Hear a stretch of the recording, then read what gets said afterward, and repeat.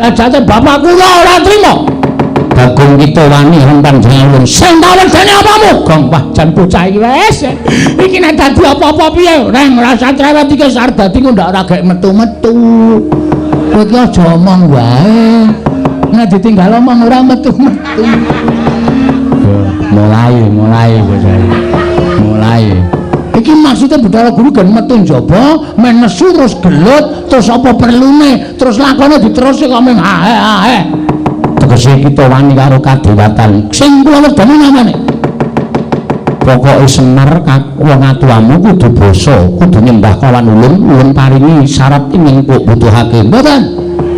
Nek kudu Semar basa karo sampean, Semar kudu nyembah karo sampean, kula ora entuk syarat ora apa-apa. Ning kosok baline. Sampeyan ora perkara elek apike ning niki merga saka kekuatan kula mung kaya ngoten. Iya.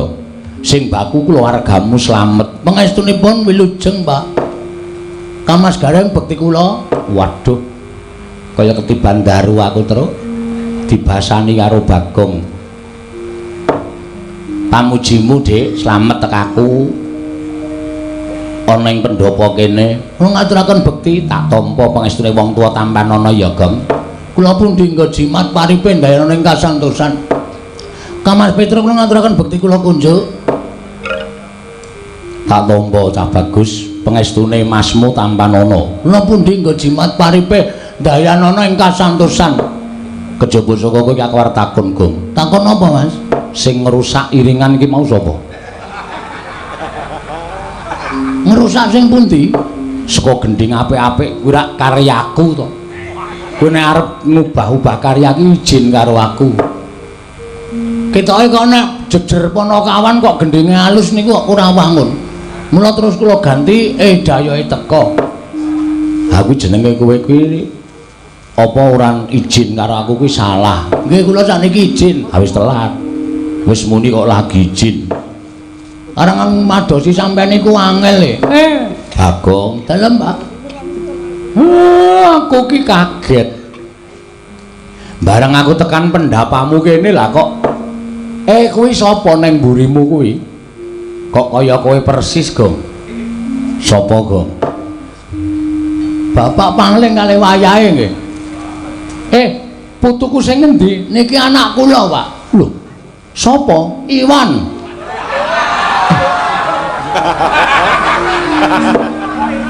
Lah kok aku ora tau weruh, kula titipke teng panti asuhan kok. Pancen. Bapakne isih, mbokne isih kok titipke nang panti asuhan. Mangane ora ilok, Pak. Ngeri bapak nek ngertos kula niku urip biasa wae kaya ewuh adang terus saben dina. Mergo anak kula siji niki. Wonten dawuh. Simbahmu rawuh ngaturke bekti. Eyang kula ngaturaken sembah pangabekti kula konjuk Eyang. Putuku cah bagus. Handang lemu kaya ngono. Sesuk meneh nek nyandangi sing apik ya tole. Klambine bathik, kathoke sapik kok topine diwalik kaya dengkele atos. Kuwi jenenge ora sopan. Nggih, Mbah. Ayo Pak Demu kae. Pak De kula ngaturaken bekti kula konjuk, Pak De. Ya. Pangestune Pak De Tampanana ya, Wan. Kula pundi kejimat paripe ndayana ing kasantosan, Pak De. Wah, kok le iso omong rung suwe apa ya? Pak De Petruk kula ngaturaken sembah pangabekti kula konjuk. Ya, Wan tak tampa. Pangestune Pak De Tampanana. Kula pundi kejimat paripe ndayana ing kasantosan. Pak De nyuwun duwite. Lho. Ora saru ta. Bapak kula suwun ora tau ngekeki ya, Pak De. Bagong, dalem, Pak. Kaget atiku. Ora kaya adat sabene. Kowe kuwi biasane nek mbutuhke bapak mesti sowan ning Karangkadempel, ning kok kowe nyebar layang. Kowe nang layang mbok tulisi nek dina iki bapak mbok aturi rawuh ana ning Pringapus kene. Ana wigati apa? Ana wigati apa, Gong? Ana wigati apa, Gong? Kok kaya wigati banget. Kaya ana sing wigati sing arep kandhakake. Iki ngene ya, Pak. Nyun ngapura aku wis ora basa. Gandeng wis alam-alaman antaraning bapak karo anak. Aku arep ngomongake sing dadi tekadku, Pak. Tekadmu sing piye? Aku ki wah piye ya Pak arep omong iki? Rasa wedi wong aku ki bapakmu. Nek ana apa-apa aku mesti bantu karo kowe. Sebab iki nek miturut aku ora mung perkara aku dhewe ning iki uga perkarane bapak, perkarane Gareng karo perkarane Petro. Saora-orane sok nek kene iki dadi bapak ki tak dadekke cleaning service. Dengkele atos kok bapakne dadekke cleaning service ora. Paling ora direktur, Pak. Iya. Lah ngopo to arep ngopo to? Susah aku, Pak. Susah siji mikir lakon. Loro lek arep ngomong iki kepiye? Wis ora usah pikir ngoringo, Gong. Tok kandhake piye? Aku ki nyelengi wis suwe lho, Pak, wis 20 taun. Nganti entuk papan panggonan sing jembar kaya ngene iki mergo lek ku adus keringet, sikil tak nggo sirah, sirah tak nggo sikil. Pamreku apa? Aku mung kepengin gawe ya kuwi wujude papan sing iso dienggo nyambut gawe para masyarakat. Papan sing dienggo nyambut gawe para masyarakat tegese kowe arep yasa apa to, Le? Apa ya jenenge nek basa Jawane iki? Babrik. Babrik iki aku wis tau rono terus. Heeh. Tegese piye? Kuwi lho pokoke dienggo nyambut gawe para wong-wong karang pradesan kene merga ngene, Pak. Aku duwe niat kaya ngene iki nggonku duwe rasa tresna karo sanak kadang tangga teparo, mitra kawruh lan sapiturute. Wis terus terang wae ya, Pak. Aku arep gawe papan dienggo nyambut gawe para wong-wong kuwi neng papan kene mbuh mengko dadine wujude apa kuwi urung terencana ning pikiranku. Iya. Apik kuwi apik. Mergo ngene, Pak. Tarewangi kaya ngene iki nggonku duwe rasa peduli karo kiwa tengenku karo sanak kadang mitra kawruhku. Aja mung padha meneng wae nyadong karo welasing Gusti aja. Ning wong ki diwenangake budidaya. Wong sing tanpa pambudidaya kuwi nek mung arep ngenteni nugrahaning Gusti mbok taunana windanana ora bakal kelakon. Anane kanugrahan ki merga menungsa budidaya sinartan donga nyuwun kanugrahaning sing gawe urip lumantar kabisane dhewe-dhewe. Ha yo bener. Mula Kang Sangka kuwi papan sing jembar iki ora tak nggo gawe omahku sing magrong-magrong sing apik. Ora, Pak. Ning papan iki arep tak nggo gawe papan supaya para masyarakat kawula ku iso nyambut gawe nang kene, iso dadi sarana pangupa boganing para kawula, Pak. Apik kuwi apik, Bagong. Lah kok luhur temen gegayuhanmu. Nggih, Pak. Apik. Sesuk masyarakat kiwa tengenku ya didaftarke lho, Gong. Masyarakatku ya didaftarke lho, Gong. Kowe rasa kuwatir, Tru. Rasa kuwatir, Reng. Kabeh mengko bakal tak tampung, aja kuwatir. Mergo iki milike masyarakat bersama supaya iso golek pangupa boga. Gegayuhanku sing kaya ngono mau, Bapak. Nayogyane menapa mboten, Pak? Sing jeneng wong tuwa nek weruh karo tumangkare anak sing duwe pikiran kaya ngono kuwi anane bapak ming manut, anane bapak ming seneng. Berarti bapak nyarujuk. Lah ing atase ming sak kowe kok tumangkaring pamikirmu nganti kaya mengkono. Kowe ora mikir karo kahananmu dhewe, ora mikir karo pribadimu dhewe. Ning kowe mikir marang sanak kadang kiwa tengenmu sing mapan ning padukuhan kene. Ya kono kuwi sing diarani wong sing tresna marang sak pepadane. Sing jeneng tresna kuwi aja nganggo ukuran bondo donya. Domeh kowe iso nyelengi dhuwit akeh, sapa-sapa mbok wenehi, sapa-sapa mbok wenehi. Ibarate aja mbok wenehi iwak, ning wenehi ana jala supaya ngupa ya iwak mau kanthi jala. Nggih, Pak. Bapak Nayogyani ya mung Apa niatmu sing kaya mengkene mau wis mbok aturake marang pepundhen Pandhawa. Ternyatane kowe karo kuwi minangka dadi panakawaning Pandhawa, minangka dadi abdining Pandhawa. Nek izin pancen dereng, Pak. Ning segera menyusul. Iya. Pun wonten napa jenenge? Tandha-tandha ndara-ndara Pandhawa niku nek duwe anak buah duwe gegayuhan sing apik niku wis ora bakal digawe angel. Mesti gampang nggone nyuwun idhi palilaing para pepundhen Pandhawa. Iya syukur. Apa ana sing wis tok cululuki rembug bendaramu Pandhawa? Sampun. Sapa? Ndara Janaka. Kan Ndara Janaka sampun nayogyani menapa ing dadi karepe Bagong. Iya syukur. Lah terus aku tekan kene iki tok kon ngopo? Aku nek tok kon nyumbang dhuwit aku ora duwe lho. Aku nek tok jaluki dana Prabaya aku ora duwe. Wis jelas, Pak, wis ngerti. Aku wis ngerti kekuatane bapak ki sepira. Bondo donyamu ki sepira. Aku arep nyuwun bondo donyane bapak. Aku ya ora duwe lho, Gong. Nek tok jaluki bantuan perkara dana Prabaya aku ora duwe. Saya meneh kowe reng nang bathukmu wis ana tulisane melarat ngono. Dadi aku sing ora njaluk kowe. Wedhus iki ora. Malah nguneke kakangne melarat. Aku ya ora duwe apa lho, Gong. Anak Semar ora ana sing cukup. Dadi aku do tak aturi rawa mrene iki ora tak jaluki dana Prabaya, ora. Sing wigati donga pangestune Bapak, Mas Gareng, Mas Petruk, rencanaku iki lancar nir ing Sambikala. Nek ming kuwi aku gelem menehi pangestu lan donga marang kowe. Ning kejaba saka kuwi kowe ya ndonga dhewe. Ketoke rasah, Pak. Kok ora mergane aku ndonga bola-bali ora tau kabul, Pak. Ning nek sampean sing ndongake sampean piyai sepuh mesti percaya bakale kasembadan. Terus sakbanjure sing dadi masalah sing dadi perkara dek malam Jumat Kliwon wingi aku ora turu. Iya ora lek-lekan kowe rekae lek-lekane ngantuk.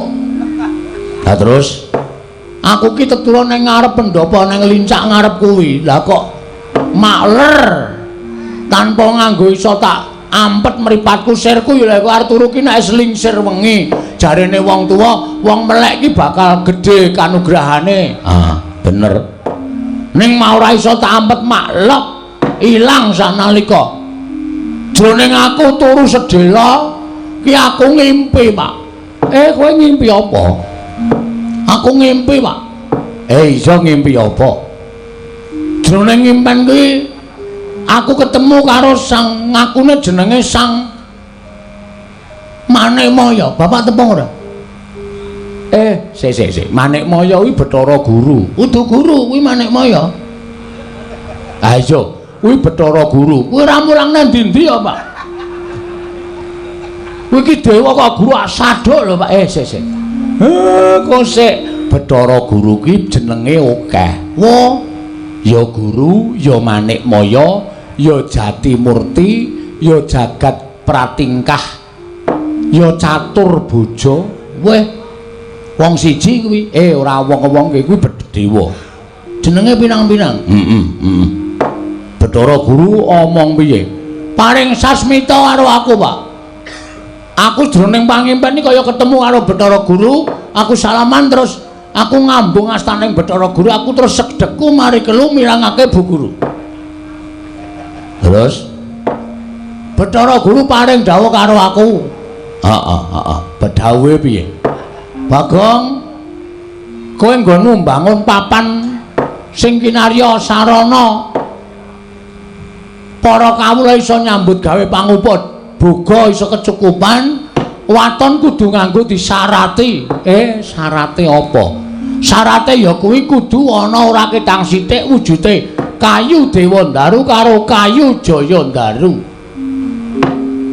Gragap aku tangi, Pak. Bingung. Nguyuh sik. Oh iya. Bar nguyuh lagi bingung. Bingung aku piye iki supaya iso entuk kayu Dewandaru karo Jayandaru. Lah Gandeng aku ora ngerti, tak takokke ning tukang kayu endi-endi sing jeneng kayu ngono ora ana. Anane jati. Sengon saiki sing usum. Mula aku terus ngaturi rawuhe bapak. Ingkang wigati bapak iki gandeng wis sepuh, wis wareg ndahar gempalaning jagat legiasi ning kahanan. Tur bapak ki jarene lho miturut omongane wong ki dewa, mbuh nyata mbuh ora. Aku tak nyuwun prisa, Pak. Kayu Dewa Daru Jaya Daru kuwi jane neng ngendi nek isih wujud wit tak tegore, tak nggone syarat. Ning nek wis wujud kayu le dodol sapa tukune, Pak? Piye? Kok sik aku tak mikir. Nek miturut sak ngertiku lho. Miturut sak ngertiku Dewa Daru Jaya Daru kuwi papane ora ning jagat. Waduh. Nanti iki papane ning Kayangan. Kayangan Suralaya.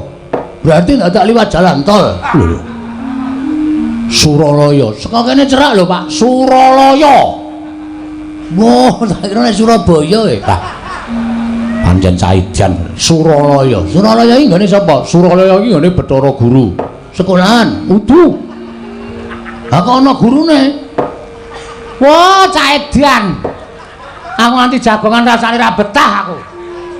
Suralaya ki papan pelenggane Bathara Guru. Nah, guru kuwi lenggane ning Suralaya. Umar Bakri, udu. Jelaske, Pak, jelaske, Pak. Ayo nang ngapura aku ki. Nuwun sewu karang wong ora ngedong e. Nah, Suralaya ki papaning para dewa. Walah, sampean ngendika ngene malah dong mau-mau. Omahe dewa ngono to? Omahe dewa. Lah, sing mapan ning kono kuwi jenenge Bathara Guru kuwi dewaning para dewa. Nek arep nyuwun pewujudan ning mapan ana ing Kayangan iki kudu dipalilaing Bathara Guru. Lah nek kowe arep njaluk Dewa Daru karo Jaya Daru mau, kowe nyuwun dipalilah karo Bathara Guru. Wo. Carane munggah ning Kayangan, munggah liwat Ondorante. Weh. Ondorante ngendi gone? Ah, kuwi papane ana ning sak caketing Gunung Himalaya. Himalaya? Angel ya Pak munggah, kowe angel. Ora saben titah iso munggah. Sing jeneng kulina munggah ana ing Ondorante, ana ing repat kepanasan tu muli mlebu ana ing Kori Sela Matanggep. Kuwi ndaramu Janaka. Waduh, aning Ndara Janaka tak suwune pambiyantu munggah ning Kayangan mesti ra kersa. Ha mestine ora gelem. Wong kuwi wigatimu sing diperlu kowe kok dadak utusan ndaramu Janaka. Nek kowe duwe niat ya apa sing dadi syarat ceranane digoleki, digayuh. Aning aku ora mungkin munggah ning Kayangan, Pak. Aku mesti bingung. Kayangan ki nggone sapa wae? Werna-werna. Ana swarga Maruta, swarga Dahana, lho. Kaca Ngerang. Lan sak piturute kuwi Kayangan pirang-pirang. Ah, kuwi ngono aku keblasuk piye? Oh, monggo nek ana ta Kayangane Bathara sing tukang jabut nyawa iso, Pak? Ya Madipati. Nah aku munggah nang Kayangan dodok-dodok Kori sing metu ya Madipati jabut nyawaku, aku mati. Oh. Ha ta? Ki si Iwan piye? Ayo. Lah terus, ha iki ngene. Mula aku mau ora nembung karo bapak, ora njaluk Prabaya, ora njaluk apa-apa. Ning saiki aku njaluk sak biyantune Bapak Semar. Aku mbok kon ngopo? Crita sing wis sumebar ana ing jagat bapak iki jane dewa. Ha ta? Nek ora kleru sampean ki titisane Sang Hyang Ismangun. Oh cangkeme ngawur to. Ismaya. Heeh, Ismaya. Kuwi kakangne Bathara Guru. Lah, kene kowe paham, ngerti wae. Mergo aku maca setengah percaya setengah ora. Semar kok titis dewa. Nek titis dewa iki ora bakal uripe Semar kepenak utawa ora bakal uripe Semar sengsara. Ning mesti kepenak. Ning seprono sebenarnya kowe iki ya mengkere terus. Apa ya bener kowe titis dewa? Percaya kena ora kena. Weh lah kaya majalah.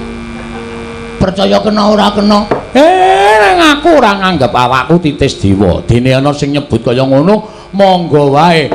Gandeng aku percaya karo bapak, mula bapak tak suwun dina iki ora iso ngrawuhake Bathara Guru kuwi mau.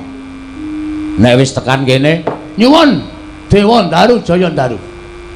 Nek Bathara Guru ora entuk, sampeyan kakangne adine ora ngeneke Jaya Ndaru Dewa Ndaru, ngamuk nang kayangan Pak. Wah, jian. Bocah nek duwe kekarepan kok sapenake dhewe. Piye, setuju ra? Nek pancen Bathara Guru pun njaluk tumbal, sing ditumbalke kowe ya Reng, Gus. Antil mencelat ora. Ana menungso kakangne arep ditumbalke. Ngono lho. Gawe wis, Pak. Please. Bagong omongane jan. Ayo karang samploke sawung ro iwan iki aku. Omong aku dadi rada modern. Iki kok malah gegayuhmu kok malah nganggo dadak ngrawuhke dewa barang. Sik, mengkari gelem apa ora? Nek bapak ora kersa, ya wis ora masalah, aku ora meksa. Nek nganti aku wani karo bapak ki kaya ngapa dosa sing tak sandang wong aku ki anak kok wani meksa karo wong tuwa. Ha ta? Ning bapak tak anggap ora tresna karo aku. Gegayuhanku sing wis menteng-menteng kaya ngene mandeg ming perkara sampean. Wis. Dadi nek sampean ora ngrawuhke Bathara Guru ning pedukuhan kene iki wiwit dina iki coret akte kelahiran. Aku mau dadi anake Semar. Aktemu semprene rung dadi. Ora tok urus kok cenan. Men aku ora entuk warisan to. Pancen setan ran. Nek bapak setuju saguh Bathara Guru rawuh tekan kene, aku matur nuwun. Nek bapak engko ora gelem nembung, aku sing nembung, ora usah kuwatir. Aku sing nembung langsung karo Bathara Guru. Nek Bathara Guru maringake matur nuwun, nek ora bapak sing ngamuk. Lho. Piye to iki kok mulet iki? Sing nembung kono kok sing ngamuk aku. Aku nek kon ngamuk aneh Pak, emoh. Aku wegah nek kon ngamuk, mula bapak sing kudu ngamuk. Bapak ora trima karo Bathara Guru. Ing atase aku ki anake Semar. Semar ki titi sing dewa. Berarti aku ki isih turasing dewa, termasuk bagian kulawarga dewa. Nek bapak ora iso njaluk Dewa Ndaru Jaya Ndaru asli wis to. Tak suwun bapak ngamuk. Ngono wae wis. Wis ora wis cakat-cakat iki wektune mepet Apa perlune gawe wis? Piye nala Gareng? Wis turuti wae Pak, turuti. Engko perkara Bathara Guru ki ngidini apa ora? Wis kuwi perkarane Bagong. Petruk piye? Pun mang turuti mawon, Pak. Bagong nek wis ngono kuwi wis mripate abang ngono kuwi wis medeni. Ora apal karo laga-lagane Bagong kok kowe, Pak. Anak pirang-pirang tahun kok ora tau ngapalke lagane. Mataku abang. Cangkemku le omong cerewet ngene iki. Iki nek ora didepi sego ora mari aku, Pak. Ngandel ora ameng ngelih ta ora. Ya wis piye? Aku sing arep nyeluk Bathara Guru. Nyeluk ya apa? Semar kata-katane nyeluk. Aku sing arep ngrawuhake Bathara Guru. Wah, matur nuwun, Pak. Wah, pancen bapakku tenan kowe. Engko nek kira-kira Bathara Guru tekan kene disuwuni ngampil Dewa Ndaru Jaya Ndaru, ora ngeparengake bapak nesu ya. Ya engko aku tak nesu. Ning aku ki nek ora dilarani ora iso nesu. Engko agajul. Wis asa kuwatir engko langsung tak gadul saka mburi bapak men nesu. Ya wis engko ndak kowe cerewet bae. Ora rampung-rampung perkarane coba. Aku tak matek aji pameling. Piye maksude ngundang Bathara Guru? Nggih. Ora do rame lho, Reng. Truk. Bapak arep matek aji pameling. Ya, mengke Bathara Guru bek rawuh, bek lega pikirmu. Bathara Guru ya gen rawuh lega pira. Heeh. Kowe kono dolan sik, Pan? Nggih, Pak. Kok suarane kaya aku, Truk? Ayo mbok ya. Wis mulak-malik suarane. Engko gek kowe urun, Reng. Wah, antil dasmu modar ora. Kok aku ya curiga ngerti-ngerti kok suarane kaya kowe. Wah, jan tratapane. Gawe Pak. Iya, kowe meneng ora gambleh wae. Iki wis arep wiwit semedi kok malah ngomong wae. Ya wis gak semedi, Mir. Badut tenan ora. Mau kon ngrawuhke Bathara Guru kok saiki ngunekke kaya ngono. Tangane kok papat. Malak kuwi jenenge. Bathara Guru ki tangane papat. Lah tuku klambi nang ndi? Mesti dadak ngadekke. Anjen badut tenan kok cah siji kae ora. Kaya ora duwe walate sapa-sapa lho, ora kena walate sapa-sapa nek omong sak penake dhewe. Manik Maya. Padharjo sak praptamu Bathara Guru. Mastu nama Sidam Sekaring Bawuna Langgeng Kakang Semar. Tansah winantu ing suka Basuki Suwan kula niskala.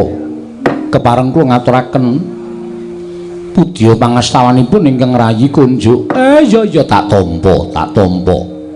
Pangestuku tampanana ya Guru. Kula pundhingga jimat paripih ndayanana ing kasantosan Kakang Ismaya. Pukulun kula ngaturaken sembah pangabekti kula kunjuk Pukulun. Iya nala garing ulun lomba. Akarya bombong tias ulun ora liwat pangestu ulun tampanana. Kula pundhingga jimat paripih ndayanana ing kasantosan. Dipun sekecaken anggenipun lenggah Pukulun. Iya garing kaya wis ora kurang prayoga. Pukulun kula ngaturaken sembah pangabekti kula kunjuk Pukulun. Iya Panakawan Petruk ndak tampa. Ora liwat pangestu ulun tampanana. Kula pundhingga jimat paripih ndayanana ing kasantosan. Dipun sekecaken lenggahipun Pukulun. Iya Petruk kaya wis ora kurang prayoga prapta ulun ana ing padukuaning Bagong. Bathara Guru, Pukulun.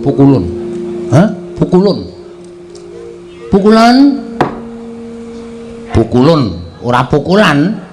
Mukul raimu ki apa piye?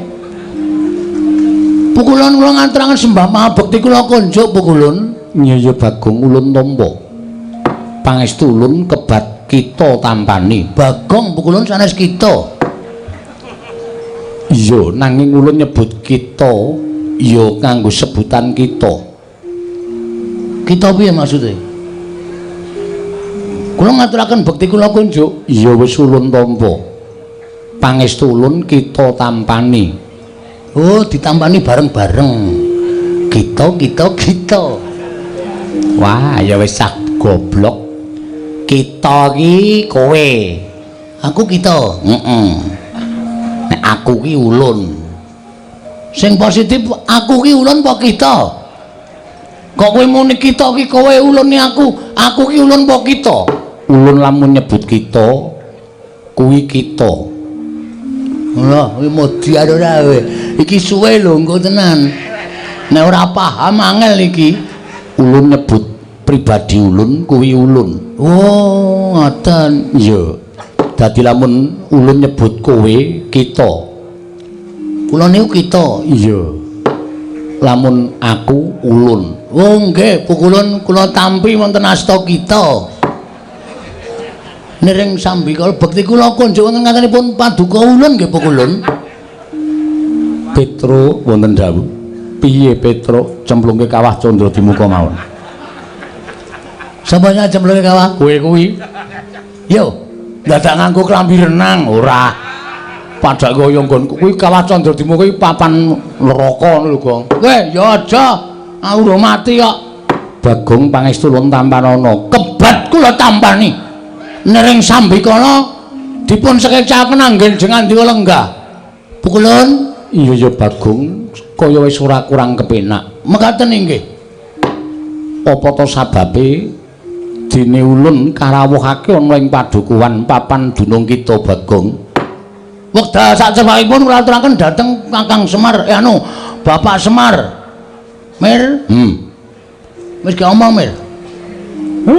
Kowe mundur. Siap. Aku tak omong karo Bathara Guru, kowe ora usah dadak melu-melu omong mengko ndak malah Bathara Guru kagol atine ora maringake apa sing mbok suwun. Nggih, Pak.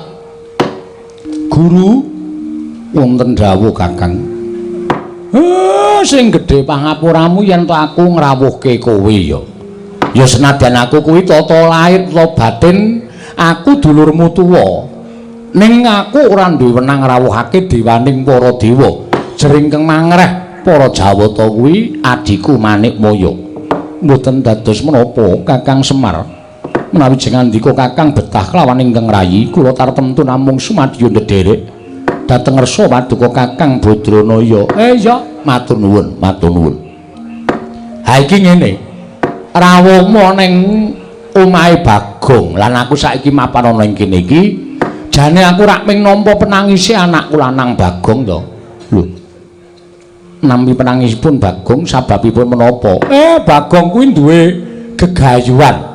Ya kuwi bakal mbangun papan ana ing kene iki dadi papan sarana nggone para kawula bisa makarya lan entuk pangupabuga.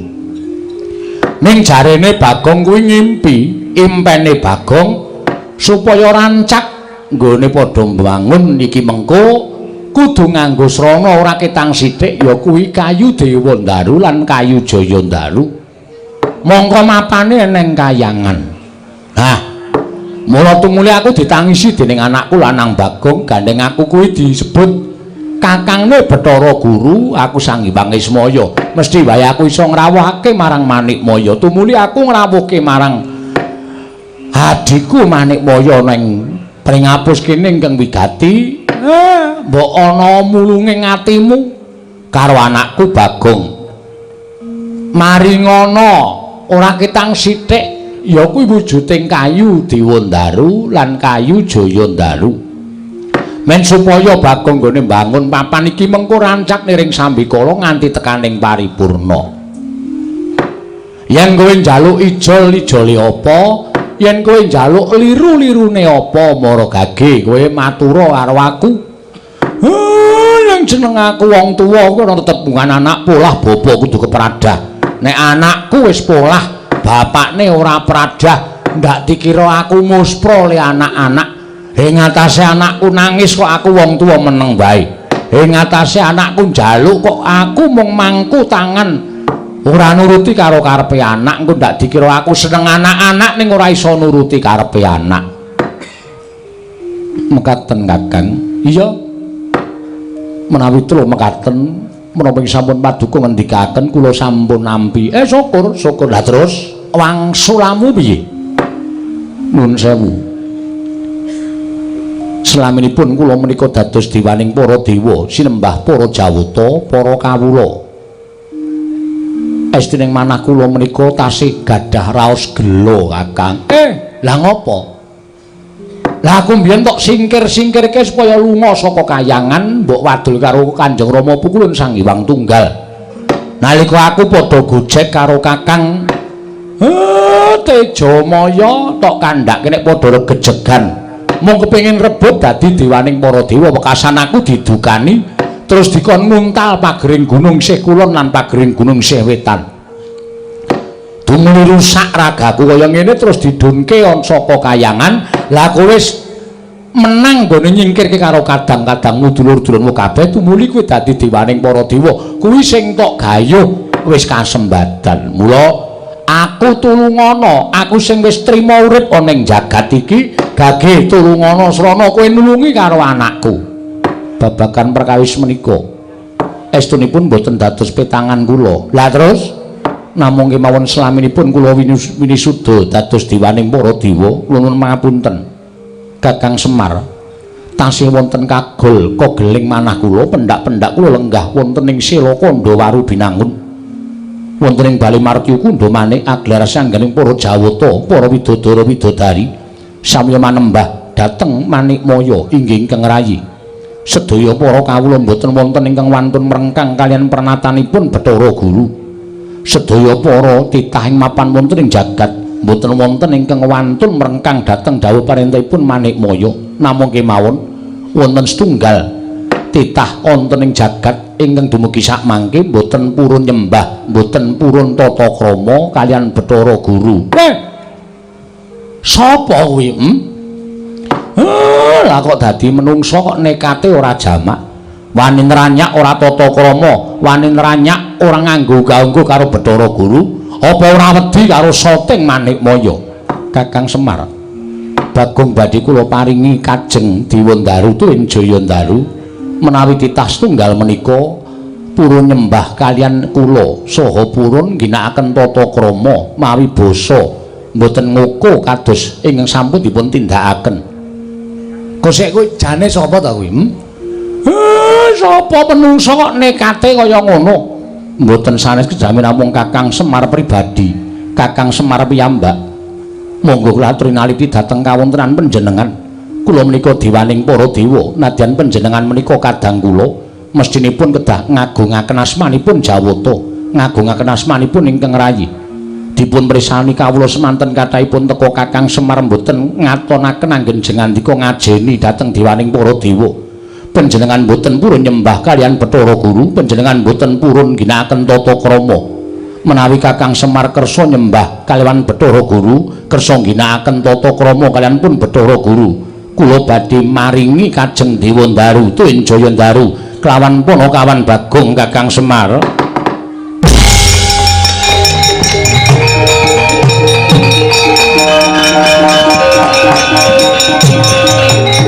Rasa aja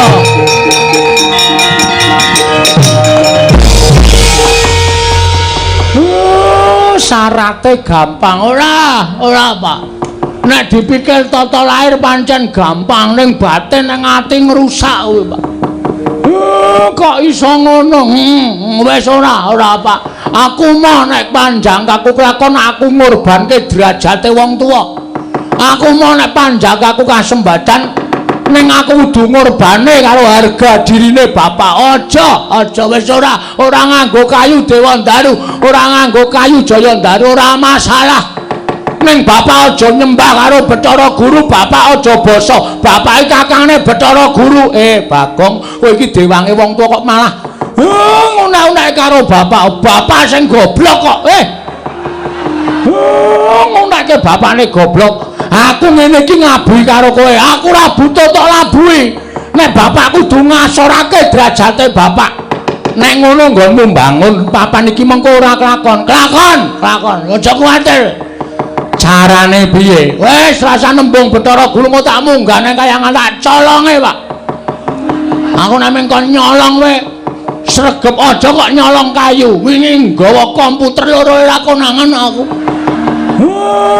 Pancen kowe wong edan. Gong iki Bathara Guru lho, ora kaya ngono sak meneh dhewe, Gong. Ngundak malah papan dunungmu pring ngapus kene dilebur karo Bathara Guru cilaka. Dilebur kaya jenang. Kene iki nggone dilebur. Nuwun sewu Bathara Guru. Iya, Bagong kepiye? Kita arep ngopo? Kita arep matur karo ulun. Iya meneh iki. Matur apa kita? Ngene. Ulun kudune ngerti. Semar iki kakang kita. Piye ya iki ya, Truk? Wis biasa wae to, iki omongnya biasa wae malah. Kita ulun kaya basa anu kae lho. Kalau kaya basa Banyumas ki rak beda. Lah, nek basa Banyumas ki nek kowe iki, nek aku ki Inyong. Nek kowe iki Rika. Ngene. Rika. Wah, malah dienggo. Ngene mawon Pukulun. Nek Pukulun nyuwun syarat srana bebana bapak kudu nyembah, kudu ndodok, kudu tata krama karo sampean, aku sing ora entuk. Yen kita ora entuk, kita ora bakal entuk kayu Dewa Ndaru kalawan kayu Jaya Ndaru. Ora masalah. Ora entuk Dewa Ndaru, ora entuk Jaya Ndaru, ora apa-apa. Nek nganti sampean kelangan 3 wit, aja salahke Bagong. Apa kita wani negur kayu Dewa Ndaru lan Jaya Ndaru kang mapan ning kayangan. Lho, ngapa aku wedi? Milik perhutani wae tak tegur kok. Apa meneh milike dewa. Tak colong aku cah nekat Bagong wis to aku ndak dadi perkara. Iki nek ora dadake perkara ora tekan esuk, Mir. Cah kok ngayal ora jamak-jamak ora. Wis kowe santai wae, kowe meneng. Kita arep ngopo? Kula mboten sarujuk, kula mboten mathuk. Wani wonten jawab. Siap-siap. Omong mbokmu. Aku arep perang karo dewa. Nggih, Pak, ngestaken dawuh. Yen pamit, Pak. Lho, tereng padha suaramu tereng. Mbah, ora caturan ora. Nek sampeyan ajeng njaluk bapak supaya tata krama aku sing ra entuk. Lho, yen ngono kita wani karo dewa.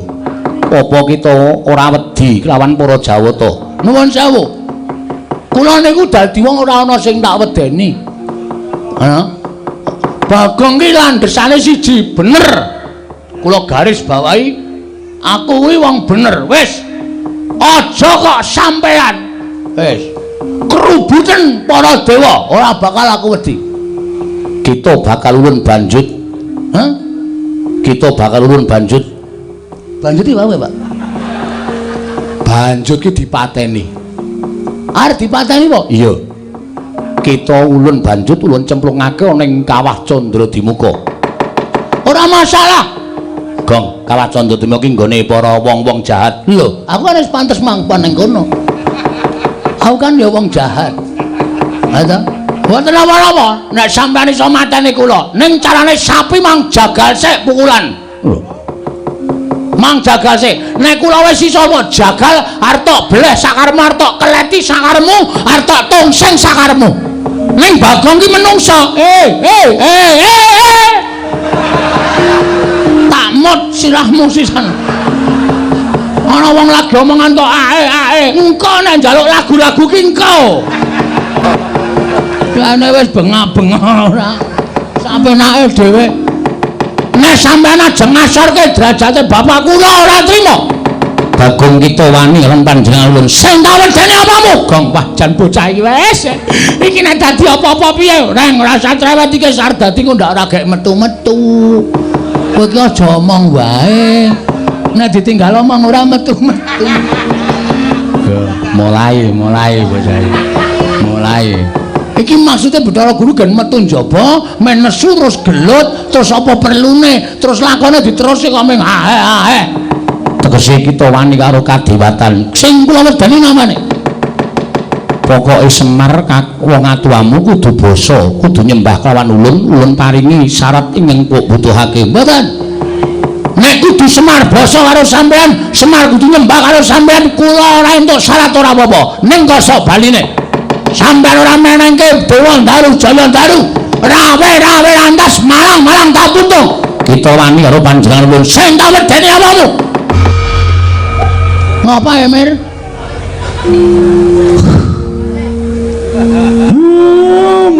mula penyakitku ki ra mari-mari ngrasake Bagong aku dadi kowe wani karo Bathara Guru ki sing ngakon sapa ora ana sing ngakon aku dadi wani aku wong nekat kok.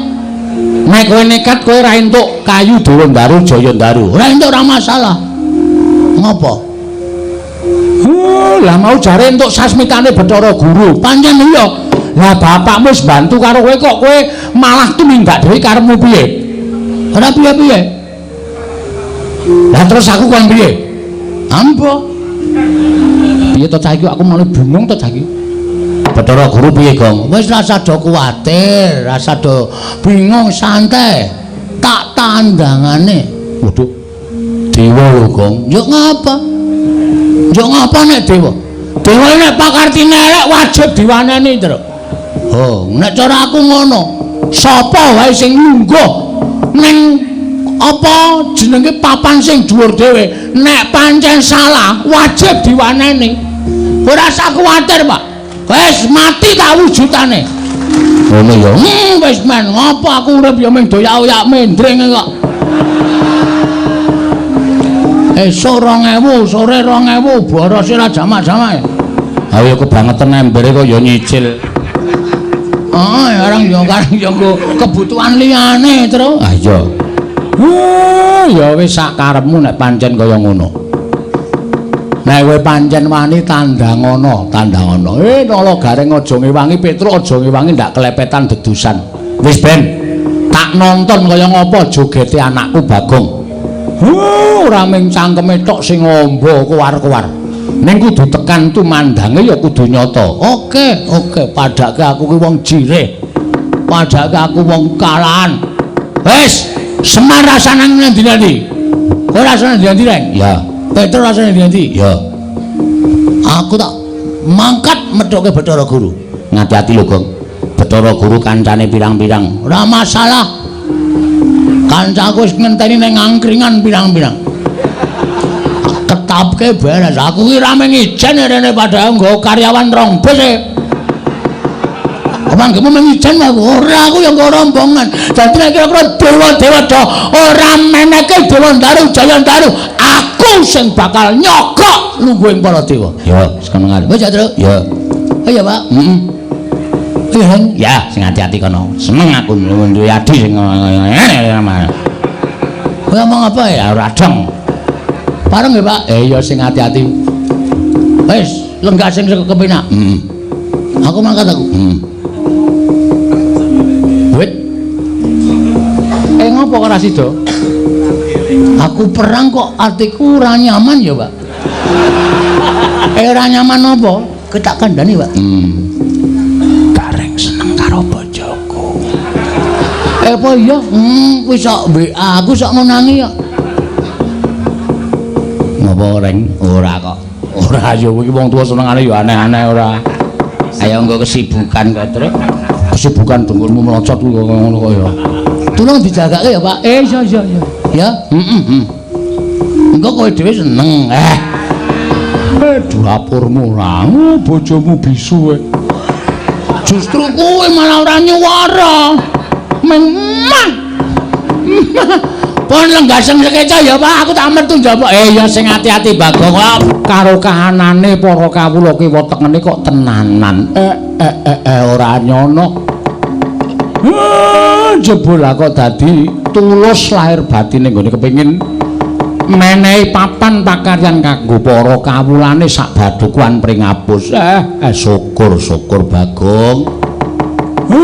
Bumbung isi madu njabamu elek nanging jeromu lah kok kaya ngono kahanane. Ngono bener ngendikaning para sepuh Giri Lusi jalma tan kena kinira. Nadan jabane agal gruwal-gruwal nanging batine lembut kaya ngono ora ana yen ora anakku Bagong.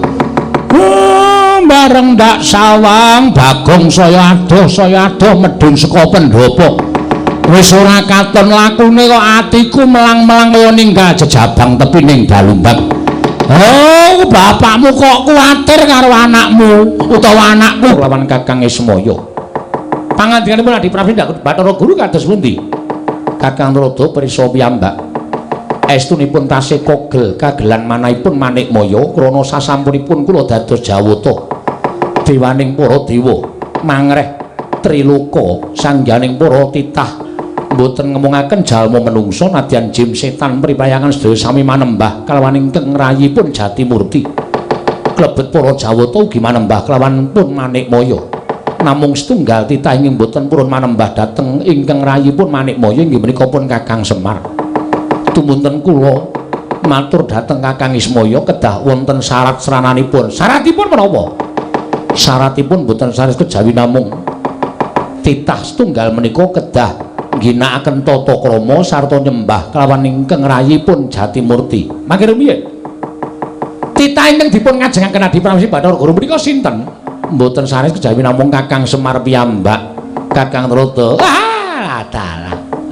Menika ya aeng-aeng. Lajeng menawi Kakang Semar kemawon mbok menawi sarana nglabuhi dhateng atmajanipun Bagong piyambakipun badhe purun nyembah tuwin nindakaken tata krama kaliyan pun Manikmaya. Nanging jebul ingkang boten trimah Bagongipun piyambakipun utawi Bagong boten nglilakaken menawi Kakang Semar manembah kalawan ingkang rayipun Jatimurti. Pun memper. Mergi Bagong menika sampun ngertos bilih Kakang Semar menika kadang dika werda. Tegesipun sepuh Kakang Badrana tinimbang Paduka Adi Prabu Bathara Guru mila mboten aneh. Tumrap kula raosipun Bagong menika mboten kedugi amargi tiyang sepuhipun inggih menika kedah nyembah dhateng Paduka Adi Prabu Bathara Guru mongko ingkang tinemu taruna. Tegesipun Paduka menika mboten kok ngaturaken utawi ngendikaken syarat srana ning panjenengan menika ngendhak dhateng derajatipun Kakang Semar. Menika mboten prayogi lho, Di. Kakang Semar menika kula warga Paduka piyambak. Kakang Semar menika kadang Paduka werda. Mila menawi saking pamrigipun ingkang Raka ing Sidhi Pangodalutal, Dewa Ndaru lan Jayandaru menika kaparingna dhateng pun Bagong. Menika mangke mboten badhe wonten tetembungan kriwikan dadi grojokan geguyon dadi tangisan. Namung maringaken Dewa Ndaru lan Jayandaru kemawon awratipun ngados menapa ta wong nyatanipun tetukulan menika tuwuh wonten kayiwangan kathah sanget. Mila menawi Bagong menika nyuwun sekedhik kemawon tertentu paduka Adi Pramsi Bathara Guru tentu paringaken dhateng pun Bagong. Sampun ngantos namung perkawis salib kados mekaten dipun dadosaken perkawis ingkang ageng. Kakang Rada, punapi? Malah srana menika dados pancatan anggen kula badhe ngendhak dhateng Kakang Semar Badranaya. Lah, tenan to. Malah kedawa-dawa ora karu-karuan. Lah menapa paduka Adi Pramsi Bathara Guru wantun dhateng Kakang Semar menika dados pancatan. Menawi Kakang Semar badhe wantun kalian kula malah Dewa Ndaru lan Jaya Ndaru mboten badhe kula paringaken dhateng pun Bagong.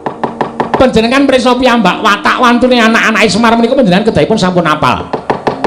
Bagong ngantos nggadahi slogan kados mekaten menika tertentu nggadahi pemanggih sanes tegesipun kados pundi. Bagong menika wong gleleng, Bagong menika wong panjen wong nakal. Nek nganti Bagong terus gawa graji munggah teng kayangan wit-witan Dewa Ndaru Jaya Ndaru disenso kabeh pripun? Ada taya kowe. Wah, Bagong niku wong nekat. Bagong dirajongi karo garek karo Petruk, sentek kayangan. Kakang Rada, punapi? Ing mekaten Bagong sakmangke badhe kula patrapi paukuman. Ada taya mana tekan ndi-ndi? Semare luput, Bagonge diluputke. Inggih, kedah mekaten. Terus Bagong badhe kula pejahi. Lho, kok dipun pejahi pripun?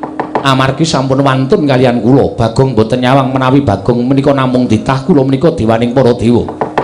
Bagong wantun nyula wetha kalian ingkang rayipun Jatimurti, Bagong wantun ngias dhateng pun Manikmaya, tegesipun kalepatan tumraping kadewatan. Boten wonten paukuman ingkang pantes kagem Bagong kejawi amung dipun cemplungaken wonten ing Kawah Candra-Dimuka. Ora tedas, yakin. Kawah Candra-Dimuka mboten kuat ngobong kalian pun Bagong. Ngoten lho. Wong ora salah ora luput dicemplungkan ing kawah menika mboten badhe mempan. Mboten badhe kobong. Kakang Rada, punapi? Sakmangke Kakang Rada dawuhaken para wadya Baladewa damel risak wonten ing kadukanipun Bagong inggih menika pun padukan pringapus. Sak menika ugi Kakang Rada. Punapi? Panjenengan teka kendel kemawon. Nuwun sewu, Di. Tida-tida sing manahipun ing Raka Siti Pangdalutal menawi kula kadhawuh sepados ngrisak dhateng papan dununipun Bagong. Ternyatanipun saking tanganipun ing Raka Siti Pangdalutal kelepetan menika mboten kelapatanipun Bagong kaliyan pun Semar. Ning lupute Adi Guru. Lupute Adi Guru ingkang duweni watak adigang adigung adiguna dumeh dadi dewaning para dewa. Panjenengan mboten ngormati dhateng Kadang Werda inggih menika pun Kakang Semar Badranaya. Malah panjenengan badhe ngendhak derajatipun Kakang Semar menika tumrap kula mboten mathuk, kula mboten rujuk lan kula mboten condong.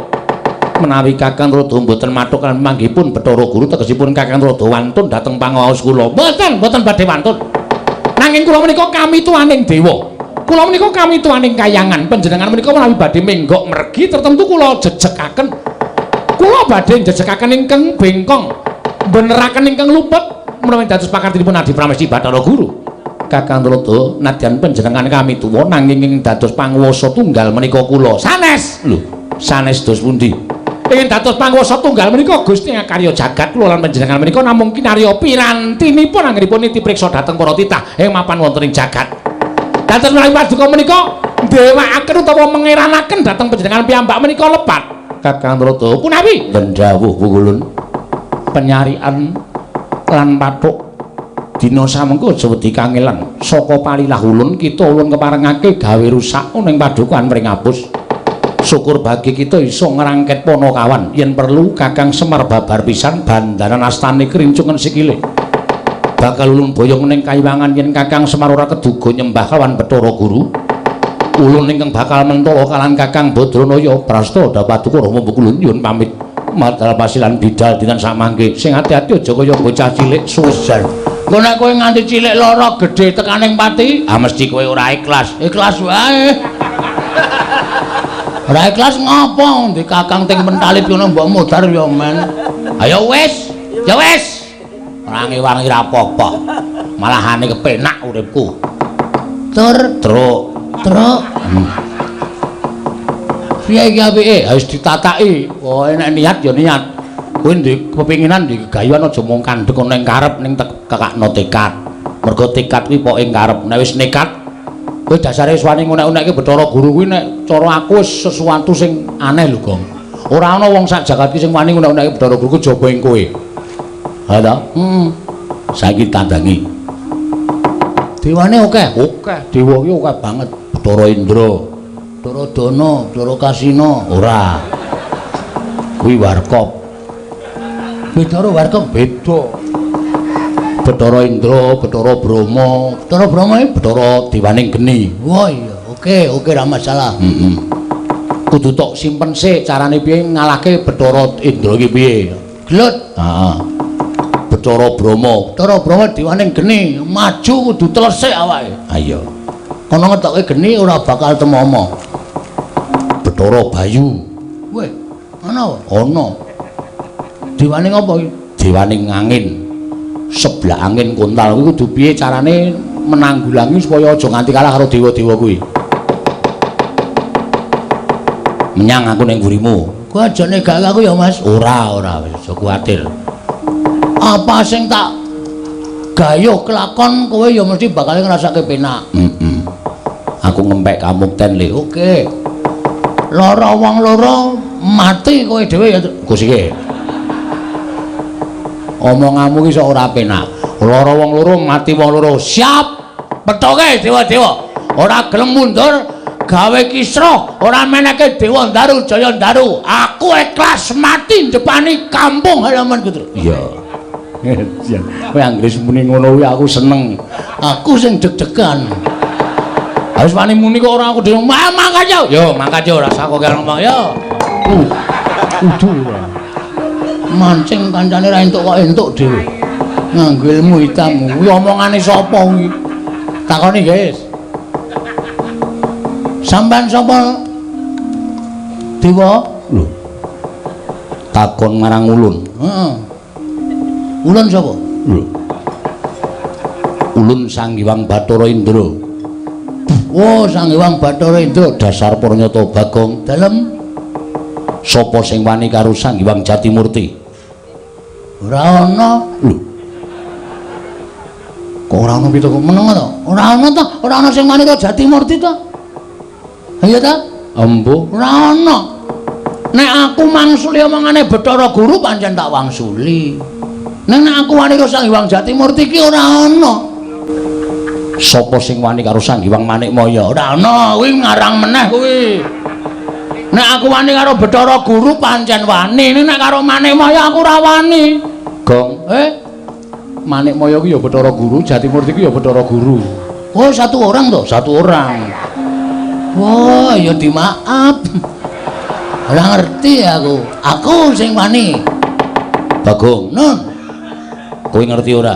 Ora. Ngerti. Ora ngerti kowe. Yen Bathara Guru kuwi sembaning para titah. Lah kok dadi kowe wani? Ngene, Ndra. Ben iki kowe sidane ya glute dadak basa-basanan ya terus engko nek kuwalat. Ora wae. Aku tau nguyuhi sareane ra kuwalat kok. Manjen nekat tenan. Nek Bathara Guru pakartine apik, adil tumraping titahe. Aku ora masalah, aku ora arep wani karo sapa-sapa. Cah cilik kae ya Ndra, nek bener aku wedi. Ning grango kaya ngapa, nek salah aku ora wedi. Arep derajate sundul langit, nek salah wajib tak benerke. Mergo iki suara rakyat, Ndra. Ngono. Dong apa itu? Embo. Kok plek. Katin mumbul apa? Ora. Kok pleke oke banget. Kok mumbul. Lho, ih kowe. Hah? Dadi aja dumeh Bathara Guru ki dewaning para dewa, terus ora ana sing maneni, terus ngendak gunaning jalma. Sapa-sapa kudu manut Bathara Guru, sapa-sapa kudu manut Bathara Guru. Apa Bathara Guru tidak boleh salah? Hah? Meng dijaluki Dewa Ndaru karo Jaya Ndaru, meng tanggo syarat. Lah kok Semar kon nyembah karo Bathara Guru anggepe apa? Semari bapakku, Ndra. Semari wong tuaku. Nek ana menungsa sing arep ngendak derajate bapakku, aku ora ikhlas. Aku ngewangi wong tuaku. Lho, malah wani karo aku. Aja kok kowe. Kowe iki anake Bathara Guru to? Iya. Anak nomor 4 to? Iya. Kowe kok ngerti? Menurut buku. Ngono kuwi nek sejarah aku ora ngerti wong lairmu ki, aku ora ngerti bidane sapa kok. Hah? Aja kok kowe bapakmu ki nek salah kudu tak benerke. Aku bapak kok nyembah, kok kon basa, kok kon tata krama. Ora mungkin. Ora iso. Bapak ki tuwa bapak mangane Bathara Guru. Bathara Guru sing kudune basa karo bapak. Ngenggone unggah-ungguh ki Bathara Guru sing kudune nyembah karo bapak. Bapak wis gelem dadi titah, gelem dadi wong cilik, gelem dadi pamomong, ninggal kamukten kajewatan. Dipasrahke Bathara Guru kok wis dadi wong cilik, dadi pamomong, kok isih kon nyembah karo Bathara Guru. Model apa kowe? Ayo ge omong-omongan. Piye meneng wae iki? Stay. Nek omong jan mentes. Bathara Indra nganti meneng wae. Meneng wae nek terus ngampleng cilaka iki. Lu ngomong ning ora gek plek-plek malah ora apa-apa nek meneng wae terus dis ngono. Aku ora siap, Pedro. Ono aku kok. Lho, terus ngopo? Lah aku ya lunga.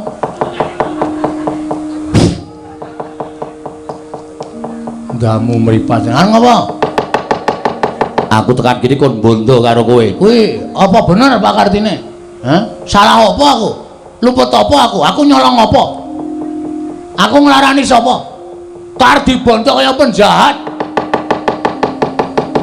Cacing tak kepidak menungsa ngolek butuh males, Ndra. Bagong ki menungsa.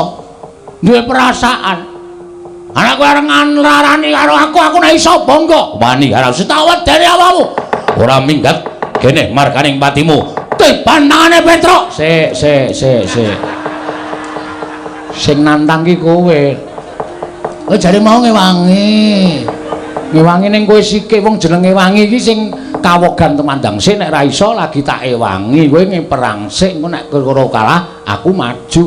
Ora ngono tembunge. Ya baleni saka tangan-tangan mau.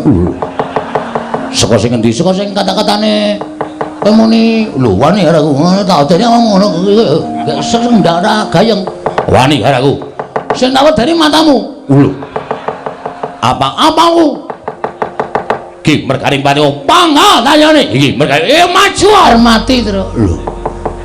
Sebabe kowe nonton ora? Saka kadohan rapati ketoke. Kowe jiri kok. Nonton saka kadohan kok. Bathara Indra ngantem sirahku. Heeh. Pet-petan mataku. Tiba kowe. Genah. Bluk candak sirahku seret diantem cengelku diek ngono muntah aku terus. Wah. Mangan apa? Mengangin. Ora kelebon apa-apa to, urung. Mau candak sauna diantil jil kontal. Aku ancang-ancang Bathara Indra wis ora ngerti wong aku aling-aling wit. Heeh. Bathara Indra teko set ngono tak antem ki. Ora kena lho, Tru. Ora kena piye? Ora kena kaya men kurang sekilan ki. Ora kena. Kuwi jenenge aji lembu sekilar. Kowe ngantem ora kena. Dewa goblok. Aku mbiyen duwe kuwi tak buang. Mergane, wis ngrekoso aku. Tekan ngomah karo bojoku kuwi kaya wis kena kurang sekilane. Ngono-ngono iki kepiye ta iki? Sidane tak buang aji-ajiku. Heeh to. Satonjo. Ha iya. Aku diinguro dewa-dewa. Ning jarine bapak aku tau diceritani kok. Ceritane apa? Dewa iki ndek pengapesan. Dewa iki derajate dhuwur, sak dhuwure manungsa. Heeh. Mula dewa iki ora kena digrayang nuwun sewu, mestaka tekan dodo. Oh, heeh. Ning nek digrayang dodo mengisor kuwi iso. Mula jajalen ngantem aja nggon sirah, aja nggon dodo, weteng padha dengkul. Iki ngomong kosong lho. Engko aku maju meneh diajar ora. Nek nganti ora kena, engko nempuke karo bapak. Pokoke kene medun.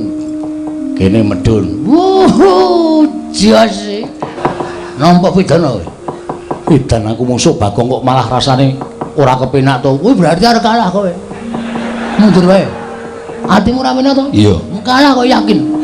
Aja tak teruske kewirangan. Pecah sirahmu, pecah sirahmu. Lho. Iso mecah sirahku. Ya mbok, pecah sing endi? ngene Indra mau dekok. Ila dalah mati iki margane pati mergane.